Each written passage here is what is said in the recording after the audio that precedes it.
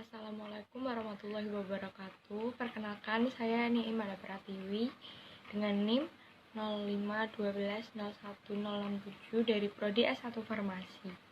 Di sini saya akan menjelaskan fungsi dan cara pakai alat-alat laboratorium. Di sini saya akan menjelaskan fungsi dan cara penggunaan hotpot. Fungsi hotpot adalah membantu reagen yang dipanaskan dan membantu mehomogenkan atau melarutkan media. Cara penggunaan hotpot yaitu hubungkan hotpot dengan aliran listrik. Kedua, masukkan bahan-bahan yang dibutuhkan ke dalam beker gelas, lalu masukkan magnetic sticker ke dalamnya. Letakkan beker gelas di atas piringan hotpot. Kemudian atur suhu sesuai yang dibutuhkan dan putar tombol magnetic sticker hingga stabil. Biarkan hingga panas atau mendidih. Lalu jika sudah mendidih, angkat beker gelas menggunakan hot hands. Kedua, saya akan menjelaskan fungsi dan cara pemakaian water bath. Fungsi water bath untuk menciptakan suhu konstan air di kisaran 30 hingga 100 derajat Celcius, untuk kemudian digunakan proses pemanasan reagen atau cairan lainnya. Cara pemakaian water bath yaitu pertama, masukkan air ke dalam bejana. Kedua, atur suhu yang sesuai yang dibutuhkan dan hidupkan water bath. Ketiga, masukkan benda yang dipanaskan ke dalam air untuk tangas air dan letakkan benda pada salah satu lubang untuk tangas uap. Ingat, lubang lain tidak digunakan, tetap ditutup. Di sini saya akan menjelaskan fungsi dan cara pemakaian oven. Fungsi oven yaitu untuk memanaskan atau mengeringkan peralatan atau objek praktikum. Cara pemakaian oven yang pertama, hubungkan oven dengan aliran listrik. Kedua, tekan tombol on hingga display muncul. Ketiga, menyesuaikan suhu yang dibutuhkan pada tombol temperatur. Keempat, sesuaikan waktu yang diinginkan, tunggu hingga suhu sesuai dengan yang dibutuhkan. Kelima, masukkan alat atau sampel ke dalam oven. 6. Tunggu hingga waktu yang sudah disetting. Selanjutnya, jika sudah sesuai atau waktu yang diinginkan telah berhenti, ambil alat di dalam oven. 7. Matikan oven dengan tombol on atau off dan tunggu display mati. Di sini saya akan menjelaskan fungsi dan cara pemakaian inkubator. Fungsi inkubator yaitu untuk membudidayakan organisme sel, baik organisme uniseluler maupun yang multiseluler. Cara pemakaian inkubator. Yang pertama, hubungkan inkubator dengan aluran listrik. Yang kedua, sesuaikan suhu di dalam inkubator bersama dengan menekan tombol set. Putarlah tombol di sebelah kanan atas tombol set sampai suhu sesuai dengan yang dibutuhkan. 3. Setelah suhu yang sesuai, lepaskan tombol set. Inkubator akan mengatur setting suhu secara otomatis setelah beberapa menit. Kemudian, siapkan sampel yang akan diinkubasikan, lantas letakkan di dalam rak yang terdapat di dalam inkubator. Yang kelima, kemudian masukkan tempat pembiakan berisi mikroorganisme atau sampel yang akan berkenan diinkubasi. Jika menggunakan cawan Petri, maka bungkus bersama dengan kertas khusus dahulu. Di sini saya akan menjelaskan fungsi dan cara pemakaian pipet. Di sini terdapat ada 3 pipet, yaitu pipet tetes, pipet ukur, dan pipet volume. Sebenarnya fungsi pipet sama, yaitu untuk membantu memindahkan cairan dari wadah satu ke wadah lainnya. Namun yang berbeda hanya keakuratan dan bentuknya saja. Cara penggunaan pipet tetes yaitu pertama, pecah bagian bola karet yang terdapat pada pipet, tahan, kemudian masukkan pipet ke dalam cairan. Setelah pipet dimasukkan ke dalam cairan, pencet bola karet dan tahan, lalu pindahkan dari wadah satu ke wadah yang lainnya. Cara penggunaan pipet ukur itu sebaiknya digunakan dalam keadaan bersih dan kering. Lalu siapkan bola hisap dan pasangkan di bagian atas pipet. Sebaiknya ujung pipet masuk ke dalam bagian bola hisap. Untuk mengambil cairan, tekan huruf A pada pipet, dan untuk mengeluarkan cairan, tekan tombol E pada bola hisap. Saya akan menjelaskan fungsi dan cara pemakaian mikropipet. Fungsi mikropipet yaitu untuk memindahkan cairan dalam jumlah kecil dalam bentuk mikro secara akurat. Cara pemakaian mikropipet yaitu setting volume pada mikropipet sesuai yang diinginkan. Kemudian pasang tip disposable, lalu tekan penyedot sampai batas pertama. Dan masukkan tip ke dalam cairan sampel. Jika sudah, ambil cairan sampel, lalu tahan, dan kemudian tarik tip dari cairan sampel dan keluarkan. Di sini saya akan menjelaskan fungsi dan cara pemakaian labu ukur. Fungsi labu ukur yaitu biasanya digunakan untuk pembuatan atau pengenceran larutan.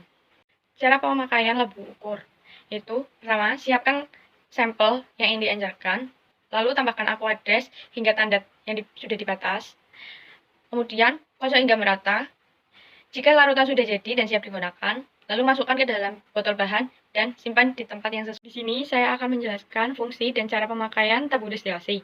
Fungsi tabung destilasi yaitu sebagai pemisah antara dua zat atau lebih yang memfokuskan pada perbedaan titik didih. Cara pemakaian labu destilasi yaitu campuran zat ditaruh di dalam labu destilasi, kemudian pasang pipa di sisi lain labu yang akan dipasangkan alat lain yang akan menyalurkan hasil destilasi atau menyalurkan uap. Di sini saya akan menjelaskan fungsi dan cara pakai labu alas bulat. Fungsi dari labu alas bulat adalah untuk memanaskan atau mendidihkan larutan dan dapat digunakan untuk destilasi. Cara pemakaian labu alas bulat untuk destilasi yaitu labu alas bulat akan disambungkan dengan pendingin atau dengan peralatan gelas lainnya. Ini saya akan menjelaskan fungsi dan cara pemakaian dari Erlenmeyer. Fungsi dari Erlenmeyer sendiri yaitu untuk mencampurkan, mengukur, dan menyimpan cairan. Pemakaian Erlenmeyer yaitu pada saat mencampurkan cairan, pegang bagian leher botol, lalu diaduk-aduk menggunakan satu tangan, dan digoyangkan agar cairan dapat tercampur dengan rata. Ini saya akan menjelaskan fungsi dan cara pemakaian dari gelas kimia. Fungsi dari gelas kimia yaitu untuk melarutkan, mereaksikan, menampung, dan memanaskan bahan kimia. Dan mengukur menggunakan gelas kimia itu dipegang menggunakan tangan, ibu jari menuju ke batas ukur volume yang dikehendaki. Kemudian gelas kimia diangkat setinggi mata, lalu masukkan cairan hingga batas volume yang sudah dikehendaki. Ini saya akan menjelaskan fungsi dan cara pemakaian dari tabung reaksi. Fungsi dari tabung reaksi sendiri yaitu untuk mereaksikan dua bahan atau lebih dan mengembangkan mikroba dalam cair. Cara menggunakan tabung reaksi. Pertama, sterilkan tabung reaksi, masukkan ke dalam gelas kimia yang sudah diisi air dengan menggunakan kompor atau heater untuk melakukan pemanasan. Setelah tabung reaksi steril atau dipanaskan, angkat menggunakan penjepit tabung dan selalu gunakan penjepit tabung dalam menggunakan tabung reaksi. Di sini saya akan menjelaskan fungsi dan cara pemakaian dari buret. Fungsi dari buret sendiri yaitu untuk melakukan titrasi dengan presis yang tinggi dan pengukuran volume suatu cairan. Cara menggunakan buret yaitu pertama, buret diklem dengan statis dalam posisi tegak lurus dengan datar air. Kedua, pastikan keran pada buret tidak mudah berputar atau tidak bocor. Ketiga, buret dibilas menggunakan larutan yang akan digunakan untuk titrasi, kemudian diisi kembali dengan larutan yang akan digunakan sampai batas di atas titik 0. Di sini saya akan menjelaskan fungsi dan cara penggunaan corong pisah. Fungsi dari corong pisah yaitu sebagai ekstraksi cair atau pemisah komponen-komponen fase pelarut dengan destilasi yang berbeda. Cara pemakaian corong pisah yaitu pertama campurkan dua pelarut yang berbeda, kemudian dimasukkan ke dalam corong pisah dari atas. Setelah itu, setelah kedua pelarut yang berbeda dimasukkan ke dalam corong pisah, goyangkan dengan kuat agar kedua pelarut tersebut tercampur di dalam corong pisah. Setelah kedua pelarut tersebut tercampur, balik dan buka keran corong pisah agar melepaskan tekanan uap yang berlebihan pada corong terpisah. Di sini saya akan menjelaskan fungsi dan cara penggunaan dari kaca arloji. Fungsi dari kaca arloji tersendiri yaitu sebagai penutup gelas kimia pada saat proses pemanasan dan digunakan juga sebagai wadah pengering padatan dalam desikator. Cara penggunaan kaca arloji yaitu simpan bahan kimia yang akan ditimbang di atas kaca arloji, kemudian ditimbang. Ini saya akan menjelaskan fungsi dan cara penggunaan dari botol timbangan.